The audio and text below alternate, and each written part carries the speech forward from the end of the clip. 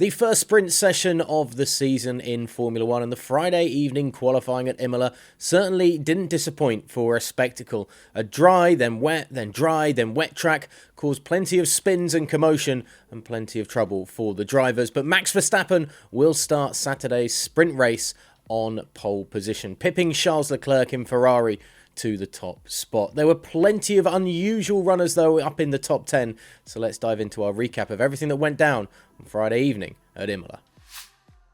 Alex Albon didn't exactly have the Q1 he was hoping for after taking his first point of the season 2 weeks ago in Australia. The Williams driver saw his right rear brake explode with 10 minutes to go in the first part of the session, forcing him to drop out for the day without setting a time.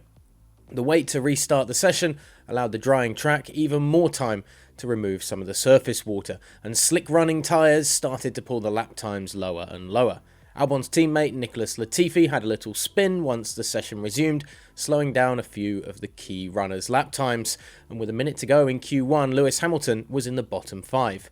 He was there too once the Q1 clock had ticked away, but a last flying lap from both him and George Russell managed to lift the two Mercedes drivers out of the elimination spots, with Hamilton only 0.004 seconds ahead of 16th place Yuki Tsunoda.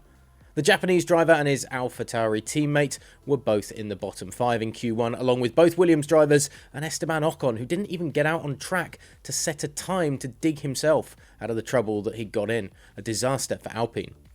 Another red flag in Q2. This time it was Carlos Sainz going hard into the barriers in Sector 3. The Spanish driver had been the early pace setter, but he lost the rear of his car at Rivazza and wrecked his Ferrari into the barriers, and his chance to take a pole in his team's home Grand Prix went up in smoke. With 10 minutes left in the session, the pause allowed the rain to return, with teams having warned drivers to get their first runs right in Q2 due to the impending wet weather, and with the rain dampening the track once more, the clock started ticking down again, but there was no rush for anybody to get back out on the circuit. In fact, there was no running until 90 seconds to go in Q2, as a number of drivers went out with intermediates on just to get a sighter lap in before the top 10 shootout. Lance Stroll, Zhou Guanyu, Mick Schumacher and the two Mercedes cars were the ones not to make it into the top 10 running. The red flag came out once more in Q3. The number 3 of the session belonged to Kevin Magnussen. He sent his car off at Aqua Minerale, sliding across the gravel but avoiding the barriers. The Haas driver was able to get his car out of the way and back to the pits despite the pause to the session, and he would get another go at things in Q3. Fernando Alonso had a little wobble at the same corner that caught out the Haas man, and we got back underway and the drama began. Charles Leclerc initially nudged ahead of Max Verstappen by 0.02 of a second, but the Dutchman fought back and retook top spot with a 1 minute 27.999, even after lifting through the yellow flags in Sector 3, where Valtteri Bottas had parked his car on the side of the road. The stranded Alfa Romeo brought out the 4th red flag of the session with 3 minutes to go, as the rain started to come down a little more. The final runs were ruined by Lando Norris having an off at Aqua Minerale just as the flying laps were getting underway to finish the session, the red flag coming out for a 5th time to end Q3. So Verstappen gets the pole with Leclerc 2nd, Lando Norris starts 3rd for the sprint session alongside Kevin Magnussen, who's 4th on the 2nd row of the grid. Fernando Alonso and Danny Ricciardo were 5th and 6th, Sergio Perez and Valtteri Bottas 7th and 8th, Sebastian Vettel in the Aston Martin 9th in a good weekend for him, and Carlos Sainz 10th after his crash out in Q2. It was tricky out there, said the pole sitter after a hectic session. Dry, rain, very slippery. It was hectic, a long qualifying, but at the end, I'm very happy to be here. It's a great track. I know tomorrow and Sunday will be different in terms of weather conditions, but a great start to the weekend. Mercedes have brought plenty of upgrades to Imola this weekend as they look to make up ground on Ferrari in the championship battle. The Silver Arrows aren't the only team to have brought development packages to the iconic circuit, with only the Scuderia not detailing any upgrades for this weekend, in part due to the fact that teams will only have the Friday practice session to see if their new equipment will have a promising effect. While some have only brought 1 or 2 new pieces to play with, Mercedes has a bag full of tricks to get their teeth into over the next few days, including updated side pod inlet, a reprofiled mirror housing, a reduced floor edge curl on the rear diffuser, and a tweak to the lower deflector end plate design.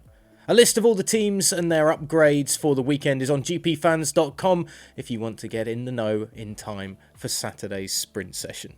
Staying with Mercedes, Lewis Hamilton has confirmed that he is part of the consortium looking to buy Chelsea Football Club. The Premier League side was put up for sale after former owner Roman Abramovich was stripped of his assets following Russia's invasion of Ukraine. The new ownership contest is in its final stages, and Hamilton is part of a consortium spearheaded by former British Airways chairman Sir Martin Broughton and includes Hamilton's close friend Serena Williams. Speaking about the venture, the Mercedes driver said, "Ultimately, I am a sporting fan, and it is the biggest sport in the world. Chelsea is one of the biggest clubs in the world and one of the most successful. When I heard about this opportunity, I was like, whoa, this is one of the greatest opportunities to be part of something so great." Max Verstappen, however, has mocked his Formula 1 rival. You see, Hamilton is apparently an Arsenal supporter. Buying Chelsea would mean the British driver would be part owner of one of his team's fiercest rivals. And the Dutch driver said, "I'm a PSV fan, and I would never buy Ajax. I thought he was an Arsenal fan. If you are an Arsenal fan going for Chelsea, that is quite interesting." Let's just see how it all plays out for Lewis Hamilton, and I'm sure he can bring some of his success from the Formula 1 world into the footballing world as well.